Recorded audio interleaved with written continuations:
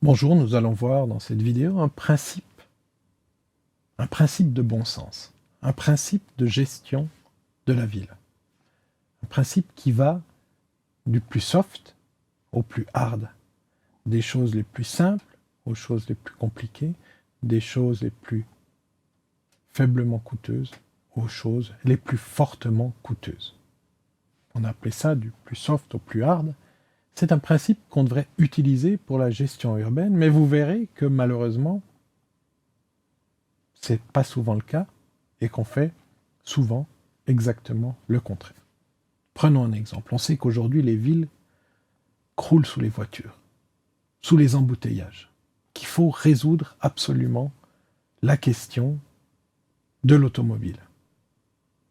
Partout dans le monde, on nous dit que ce n'est plus possible de continuer et il faut prévoir des systèmes qui permettent de finalement arrêter, de faire en sorte que les gens passent une partie de leur journée dans les embouteillages. Voilà. Donc, qu'est-ce qu'on fait? Souvent, dans nos villes, on va dire, OK, il y a des embouteillages, je vais créer une rocade qui va faire le tour de la ville. Comme ça, on va délester sur ces nouvelles routes, sur ces rocades, sur l'autoroute. Il y a toutes les possibilités, mais on va créer de l'infrastructure qui permettra clairement de délester le centre-ville, les artères embouteillées. On dit peut-être, mais avant ça, partons du plus soft pour aller au plus hard. Faire une rocade, faire une autoroute, faire une route de contournement, des nouvelles voies, c'est de l'infrastructure qui coûte excessivement cher. Donc c'est un investissement qu'il faut réfléchir. Ce qu'on va réfléchir ensemble maintenant, c'est avant de faire ça, est-ce qu'il n'y a pas d'autre chose? Est-ce qu'il ne faut pas commencer par autre chose lorsqu'on gère une ville? Voilà, on va partir de cette image-là.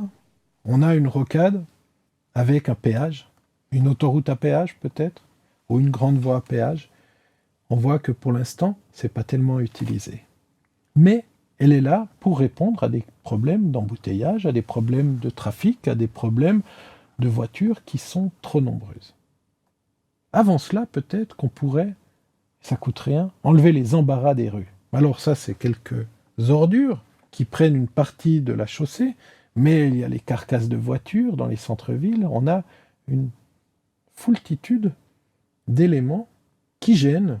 On a une vue ici où on voit que finalement, les voitures, les cars doivent se trouver de la place au milieu de ce marché. Bon, si on veut vraiment fluidifier, parce qu'on va se plaindre dans ces endroits qu'il y a des embouteillages, peut-être qu'il faut enlever les embarras. Il faut enlever un certain nombre de marchands qui vont sur la chaussée. Il faut commencer à réfléchir à une gestion de l'espace public. Et ça coûte rien du tout, si ce n'est un petit peu de travail pour enlever toutes les carcasses de voitures qui traînent et toutes les poubelles qui traînent et que personne ne veut enlever. Ensuite, on a des situations comme ça, où finalement des rues entières sont bouchées. Alors on pourrait imaginer que le trafic soit fluide, mais non, on va boucher des rues entières pour faire sécher des tapis du commerce. Alors, on ne met pas de jugement de valeur, on explique simplement que plutôt que de faire la rocade qui est le dernier recours, peut-être qu'on peut commencer à faire en sorte que les rues soient praticables. Ici, un autre exemple où on voit que finalement, la vente se fait véritablement à même la route. Donc c'est normal que dans ces conditions-là, on ait des embouteillages. C'est normal aussi qu'on désire enlever ces embouteillages, sauf que la solution qu'on va trouver n'est pas celle de l'aménagement important d'une grosse infrastructure, mais de faire de la gestion de l'espace public. D'autres exemples, regardez ici un très bel exemple d'un trottoir qui est fait pour les voitures et les gens sont en train de marcher sur la route. Donc on a inversé totalement le système. On peut se poser la question si ce n'est pas un peu de gestion de l'espace public. Donc on fait simplement respecter un certain nombre de règlements ou de codes de la route. Voilà. Et donc là, on est passé d'une première étape où on enlève les embarras des rues à une étape où on va faire respecter le code de la route, respecter des endroits où l'on peut stationner et pas, et utiliser la route pour les voitures et les trottoirs pour les piétons, et pas l'inverse. et on va se rendre compte que ça va fluidifier énormément et que le seul respect du code de la route, alors on est bien entendu d'accord qu'il faut mettre toute une stratégie, notamment des gendarmes ou des policiers qui sont là pour faire respecter ça. On connaît les mécanismes de perception de la rente qu'ont les policiers et les gendarmes, donc il faut travailler là-dessus. C'est pas très simple, mais c'est pas très cher non plus, donc on est toujours dans les choses qui améliorent et qui ne coûtent pratiquement rien du tout. Un autre exemple ici où on voit qu'on a carrément privatisé un trottoir, donc ce qui fait qu'on se retrouve sur la route et avec les voitures. Donc heureusement, à l'heure où la photo a été prise, il n'y avait pas beaucoup de monde, mais on se rend compte qu'à certaines heures, c'est embouteillé et il n'y a plus de possibilité. Encore un exemple où là, on voit très clairement qu'on a fait la place à la voiture avant tout et au parking, au parquage, et on peut commencer à se dire gestion de l'espace public, gestion ou code de la route, et on va commencer, quand on utilise le code de la route, il y a quelques règles très simples qui peuvent être utilisées et qui évitent finalement qu'il y ait des grandes marées de voitures. Donc il faut organiser un petit peu ces choses-là, mais on peut l'organiser très simplement sans faire aucun aménagement. Il suffit de gérer un peu les choses. Donc c'est avant tout de la gestion humaine. Ce qui est très compliqué, on est d'accord, mais ce qui ne coûte strictement rien. Ensuite, on va peut-être faire des petits aménagements. Alors une fois qu'on a des grandes autoroutes, il faut faire des passerelles pour traverser les autoroutes. Alors de nouveau là, on peut commencer à réfléchir sur l'utilité. Est-ce qu'il fallait faire l'autoroute? Est-ce qu'il faut faire plus de passerelles? Ça, on va laisser la question ouverte pour continuer sur les règles de la route et puis finalement avec des ronds-points qui, dans beaucoup de villes, n'ont pas encore adopté la spécificité du giratoire et sont toujours sur la priorité à celui qui rentre et pas à celui qui sort.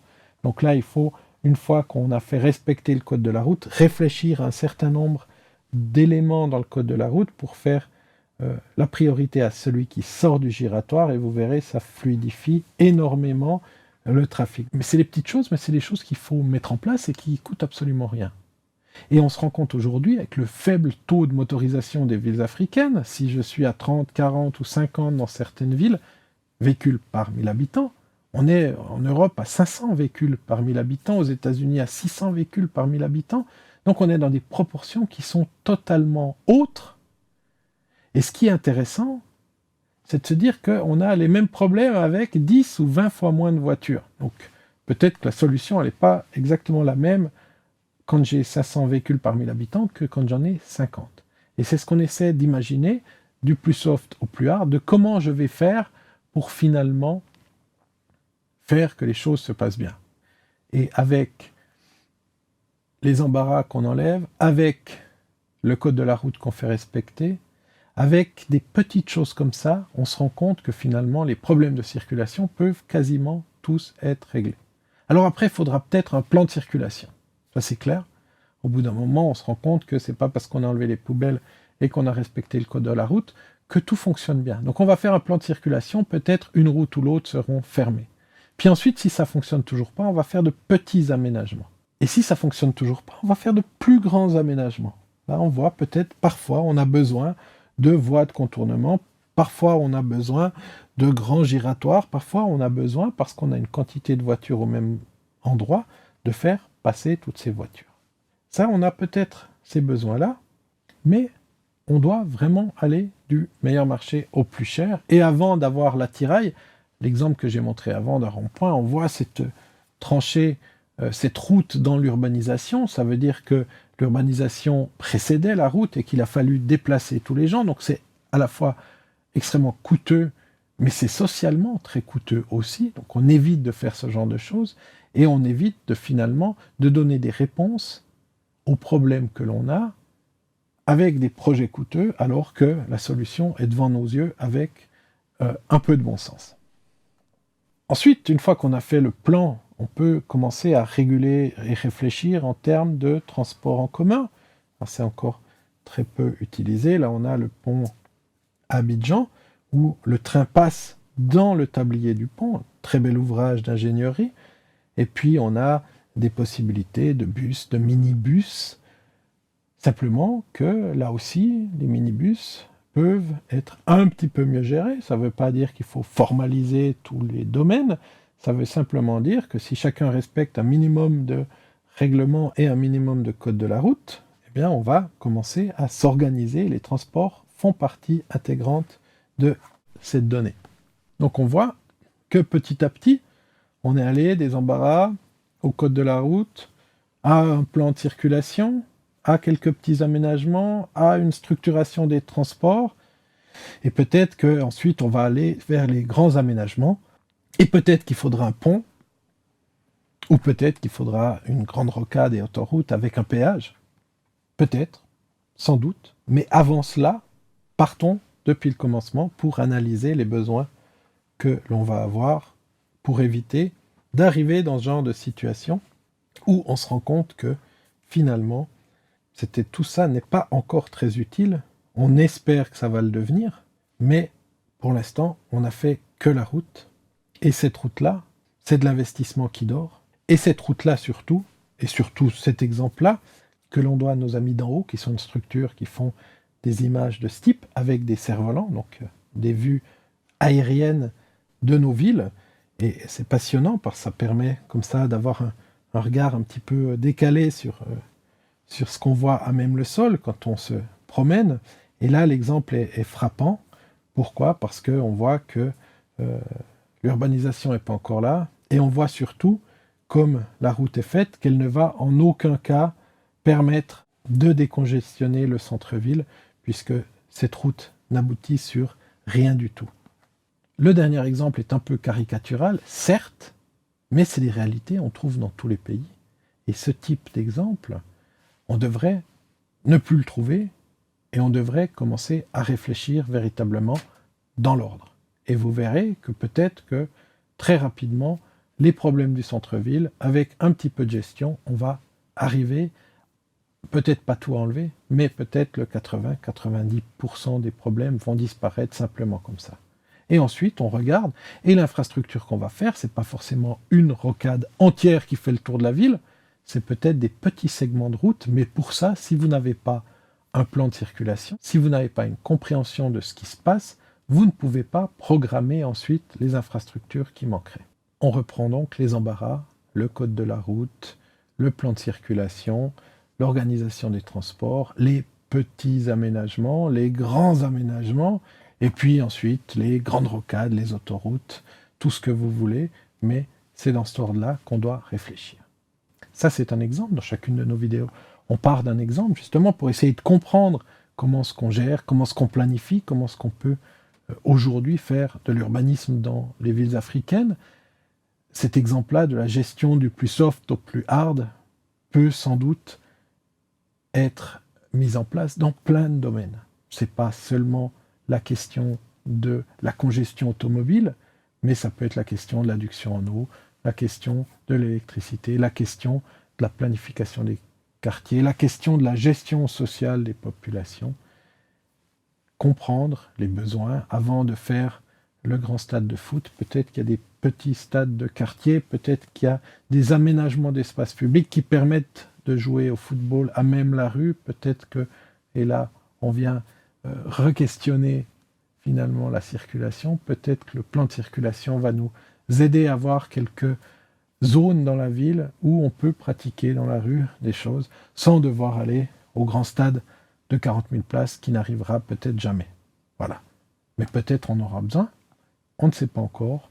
Ce qu'on essaie de voir aujourd'hui, ce qu'on essaie de comprendre, c'est comment est-ce qu'on réfléchit à la gestion urbaine, comment est-ce qu'on réfléchit à des systèmes qui coûtent rien jusqu'aux systèmes les plus coûteux.